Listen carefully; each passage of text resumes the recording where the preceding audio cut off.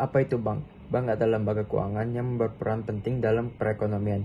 Fungsinya yaitu mengumpulkan dana dari masyarakat, misalnya lewat tabungan atau deposito, lalu menyalurkan kembali dana tersebut dalam bentuk pinjaman atau kredit kepada pihak yang membutuhkan. Tujuannya adalah untuk membantu perputaran uang dan meningkat kesejahteraan masyarakat. Fungsi bank. Secara umum, bank memiliki beberapa fungsi utama, yaitu menghimpun dana dari masyarakat seperti melalui tabungan, giro, dan deposito, menyalurkan dana ke masyarakat yang membutuhkan modal, misalnya dalam bentuk kredit, memberikan berbagai layanan keuangan seperti transfer uang, valuta asing, dan penyimpanan barang berharga, menciptakan uang giral, yaitu uang yang bisa digunakan untuk transaksi, seperti cek atau bilet giro. Jenis-jenis bank. Jenis-jenis bank dapat dibedakan berdasarkan fungsi, kepemilikan, dan kegiatan usahanya. Berikut ini penjelasannya. Yang pertama, berdasarkan fungsi. Bank sentral mengatur dan mengawasi sistem keuangan negara. Contoh, Bank Indonesia. Bank umum memberikan layanan perbankan secara umum seperti simpanan, kredit, dan jasa keuangan lainnya. Contoh, BRI, BCA, Mandiri. Bank Pegadaian Rakyat atau BPR memberikan layanan terbatas seperti menerima simpanan dan memberikan kredit, tetapi tidak menyediakan jasa giro atau valuta asing. 2. Berdasarkan kepemilikannya. Bank pemerintah dimiliki oleh pemerintah, misalnya Bank Mandiri, BNI, dan BRI. Bank swasta nasional dimiliki oleh pihak swasta dalam negeri, misalnya Bank Mega, Bank Danamon. Bank asing dimiliki oleh pihak luar, misalnya Citibank, HSBC. Bank campuran dimiliki oleh kerjasama antara pihak asing dan pihak swasta nasional. Perbedaan bank.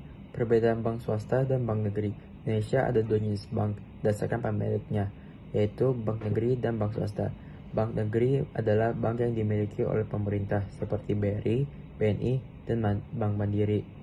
Bank ini biasanya ikut menjalankan program-program pemerintah seperti membantu UMKM atau menyalurkan bantuan sosial karena milik negara. Pengelolaannya cenderung lebih terikat aturan.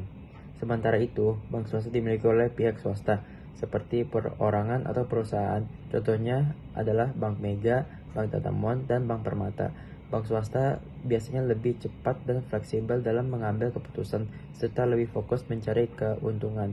Jadi perbedaan utama antara keduanya terletak pada siapa yang pemiliknya, tujuan usahanya, dan cara pengelolaannya. Meski berbeda, keduanya punya peran penting dalam mendukung perekonomian Indonesia. Nah, di sini tuh ada jenis-jenis bank berdasarkan prinsip operasionalnya.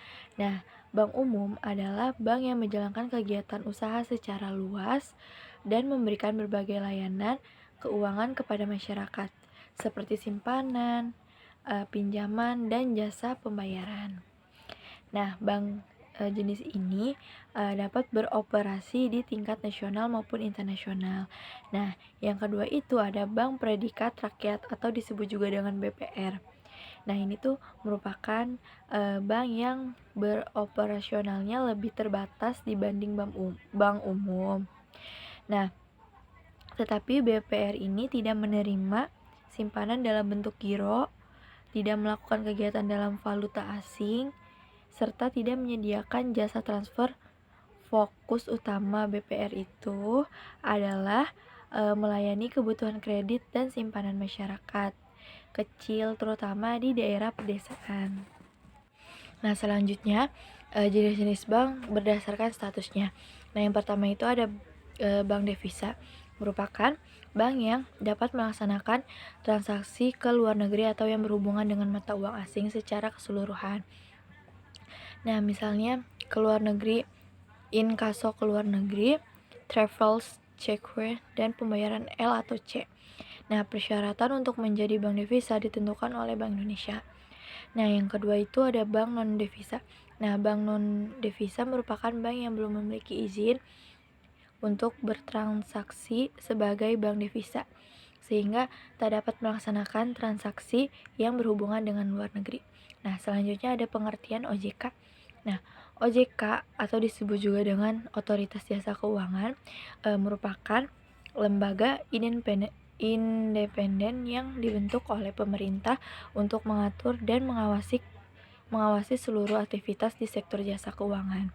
Nah, ini tuh mencakup bank, pasar modal, dan industri keuangan non-bank.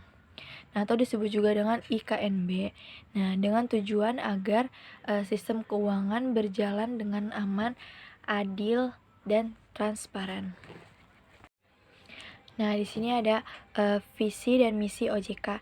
Nah, visinya itu menjadi lembaga pengawas sektor jasa keuangan yang independen, terpercaya, dan mendukung pertumbuhan ekonomi nasional yang berkelanjutan serta melindungi kepentingan konsumen dan masyarakat.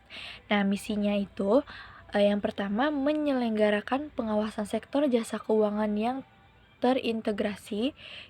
Yang kedua, mewujudkan industri jasa keuangan yang tumbuh secara berkelanjutan dan stabil. Dan yang ketiga itu, melindungi kepentingan konsumen dan masyarakat. Nah, selanjutnya itu adalah tujuan OJK. Tujuan dari OJK itu yang pertama adalah melindungi hak dan kepentingan konsumen. Yang kedua, menjaga kestabilan sistem keuangan di Indonesia. Yang ketiga adalah mendorong terciptanya industri keuangan yang sehat dan berkelanjutan. Lalu ada fungsi dan tugas OJK. Yang pertama itu mengawasi kinerja lembaga jasa keuangan seperti bank, asuransi, dan pasar modal, lalu menyusun regulasi atau aturan main di sektor keuangan, lalu memberikan edukasi keuangan dan perlindungan terhadap konsumen, dan meningkatkan literasi dan inklusi keuangan di masyarakat. Ya, kita masuk ke IKNB atau Industri Keuangan Non-Bank.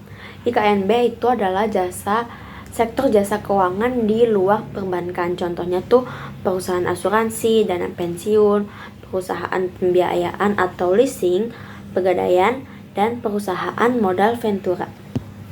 Lalu fungsi industri keuangan non-bank. Yang pertama menyediakan pembiayaan alternatif dari bank. Kedua, membantu masyarakat dalam mengelola risiko melalui produk asuransi. Ketiga, memperluas akses masyarakat terhadap berbagai layanan keuangan. Nah, di sini juga ada perbedaan bank swasta dan bank negeri.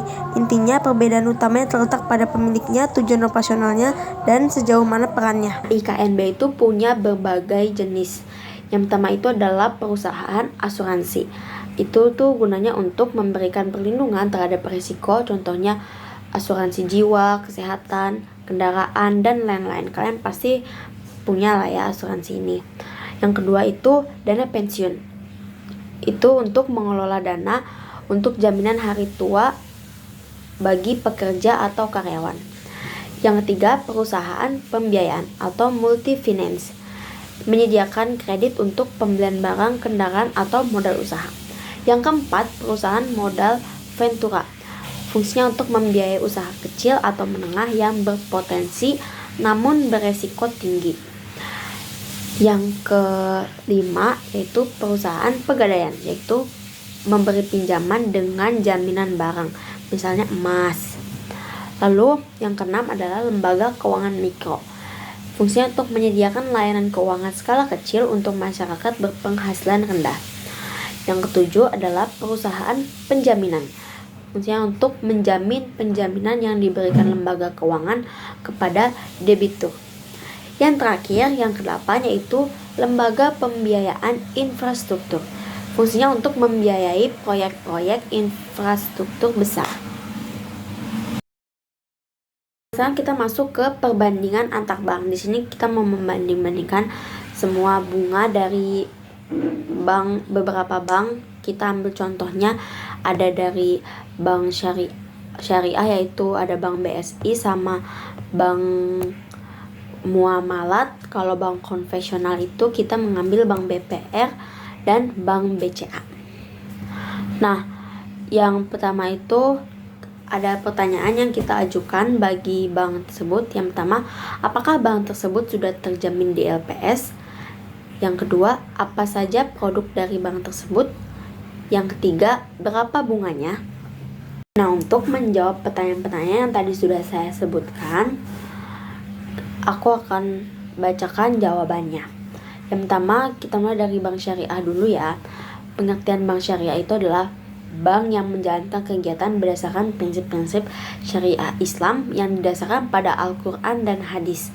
Perbankan syariah membedakan diri dari bank konvensional karena tidak menggunakan bunga atau sistem riba, melainkan menerapkan prinsip lain yaitu bagi hasil jual beli dan sewa.